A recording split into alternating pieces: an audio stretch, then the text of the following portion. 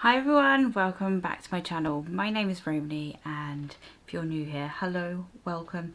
Today we are going to be talking about hand cream. We are on day 18, yes, day 18 of the 30 days of beauty. If you are new here to my channel, then I highly recommend that you subscribe. And let's talk hand cream, where everyone is sanitizing their hands. Oh, that man, sanitizing their hands all the time. A lot of people have suffered from very dry, cracked, sore hands, and it's even more important to wear hand cream. So I have been using this one. This one is the one I got in my FabFitFun a while ago. And it is coconut and verbena infused with shea butter and macadamia seed oil. So I have not, I don't know whether you can see, I have not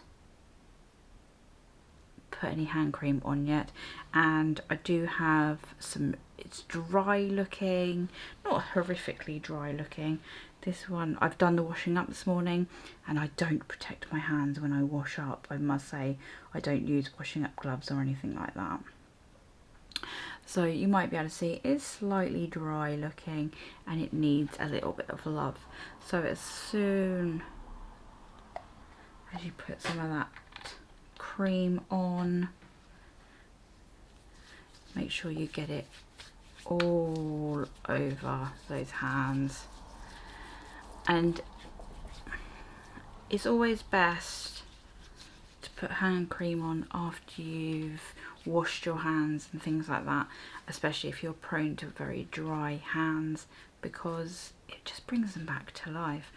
Also remembering, especially this time of year in the sun, that I think people forget to put sun protection on their hands as well.